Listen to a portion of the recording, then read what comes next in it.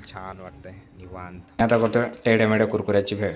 मला असं वाटतं की सापडून तर देऊ पण भेटतं, तर मग भेटू शकतो. Hi guys and welcome back to another vlog. Around 5:45 झालेत आणि त्यावेळेस मी व्लॉगची सुरुवात केली आहे आणि सनसेट झाला. लिटरली हा सनसेट बघायला मग मी रूमवरनं वरती आलो तो टेरेसवरती आणि फुल छान वाटतंय निवांत. काल पृथ्वीराज म्हणत होता या बिल्डिंगमध्ये, ही जी समोरची बिल्डिंग आहे ना, ह्यामध्ये आपला एक फ्लॅट असायला पाहिजे होता यामध्ये. गाईज 6 वाजलेत आणि अशी काही जास्त भूक पण नाही आहे, कारण मी आज ब्रेकफास्ट 12 वाजता केला. म्हणजे मी पोहे 12 वाजता खाल्ले होते, तर मग मला भूकच नाही लागली. त्याच्यानंतर एका पॉईंटला लागली होती, पण मग परत मग मला म्हणजे त्या टाईमला मला जेवायला जमलं नाही, कारण मी कामातच होतो. त्यानंतर मला परत भूकच लागली नाही. मग मी आता करतो आहे टेढ्यामेढ्या कुरकुऱ्याची भेळ. म्हणजे आपले कुरकुरे जे मी मागवले होते कधीतरी इन्स्टामार्टवरनं ते, त्याच्यानंतर कांदा, कोथिंबीर आणि टोमॅटो कट करून घेतला आहे मिक्स करून.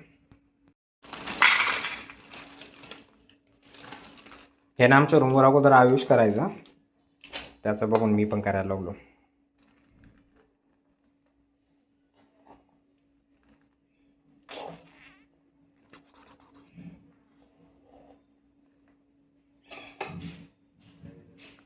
आणि आज तर काही लिंबू नाही आहे, एवढ्याच्यातच डन करावं लागेल. डन. सनसेट आणि माझी युनिक अशी भेळ.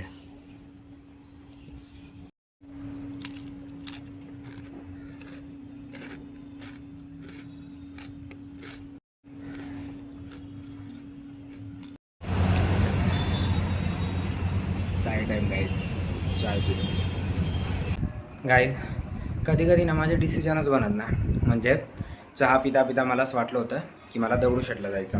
रिझन असं होतं की मला 14 फेब्रुवारीला जायचं होतं, पण मला जमलं नाही जायला. म्हणून म्हटलं की आज जाऊया. तर मग मी इवन रूमवर आलो, बस स्टँडवर गेलो आणि बस स्टँडला टच करून परत रिटर्न आलो. म्हटलं आज नको, खूप उशीर झाला आहे, आता उद्या जाऊयात. डिसिजन टेकिंगमध्ये थोडं माझा ना जमणे बसलं आहे I think. Guys I have a little bit story to share. Interesting story आहे, सगळे ऐका, रिलेट होईल त्यामुळे म्हणतो. झालंच होतं की आम्ही ना 12थला फ्लॅटवर गेलो होतो. म्हणजे मी 11th-12th माझ्या घरापासून थोडं लांब केलं होतं, एक 14 किलोमीटरच्या अराऊंड. 11thला तर आम्ही घरून कॉलेजला जाऊन येऊन केलेलं, पण 12thला मला पॉसिबल नव्हतं. त्याचा रिझन असं होतं की मला सकाळी 6 वाजता बायोचा क्लास असायचा, 7 वाजता आय थिंक फिजिक्स, 8 वाजता केमिस्ट्री आणि 10 वाजता मॅथ्स. खालीवर होऊ शकतात, मला एक्झॅक्ट आठवत नाही आहे. त्यानंतर पुन्हा 3:30-4 वाजता फिजिक्सची स्पेशल बॅच, त्याच्यानंतर 5 वाजता केमिस्ट्रीची स्पेशल बॅच, त्याच्यानंतर मॅथ्सची स्पेशल बॅच. बायोला तर मी नव्हतो, कारण मला इंजिनिअरिंग करायची होती म्हणून. तर मग मला ना जाऊन येऊन जमायचं नाही घरून, म्हणून मग मी फ्लॅटवर गेलेलो. पण त्यावेळेस असं झालेलं, ज्या रूममेटसोबत मी जाणार होतो ना, तर त्याच्या घरी मी 2-3 दिवस अगोदर गेलेलो. तर असं डिस्कस केलं होतं. तर त्याच्या मम्मीने क्वेश्चन विचारला, आता गेल्यावर परत रिटर्न कधी येणार. आणि त्यावेळेस तिथंच त्याचे वडील, तिथेच त्याचे पप्पा उभे होते. त्यावेळेस त्याचे पप्पा बोलले की नाही, एकदा पोरगं शिक्षणासाठी बाहेर गेले की गेलेच, परत ते फक्त सणवाराला घरी येतात. आणि ज्यावेळेस ते येतात ना, तर त्यावेळेस त्यांची जाण्याची तारीख अगोदरच ठरलेली असते. मला ते त्यावेळेस एवढं हिट नव्हतं झालं. काल मी आविष्कार आणि पृथ्वीराज जेवण करताना काहीतरी डिस्कस करत होतो, त्यावेळेस हे मला अचानक हिट झालं. त्या अगोदर पण मला एकदा आठवलं होतं. माझ्या बाबतीत असं नाही आहे, पण मग मी बऱ्याच माझ्या फ्रेंडच्या स्टोरी ऐकतो ना, तर त्यांना प्रत्येक वेळा ती गोष्ट हिट होते. बऱ्याच लोकांना, बऱ्याच माझ्या फ्रेंड्सला असं फील होतं. But there is no option. असं नाही म्हणत की मी त्याला ऑप्शन नाही आहे, ऑप्शन आहे. कारण माझे खूप सारे फ्रेंड्स आहे की ज्यांनी परमनंट वर्क फ्रॉम होमचा जॉब शोधला ना, आता ते त्यांच्या फॅमिलीसोबत राहतात.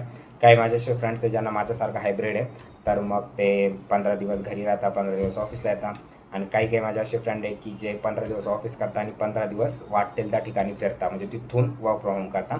आणि काही माझ्यासारखे कधी इथं कधी तिथं कधी तिथं, म्हणजे कुठेही, पुण्यात घरी किंवा बाहेर कुठे. तर मग आहे असं. म्हणजे मला असं वाटतं की सापडून तर देऊ पण भेटतं, तर मग भेटू शकतं जर तुम्ही प्रयत्न केले तर तुम्हाला वाटेल ते. बाकी अप टू यू.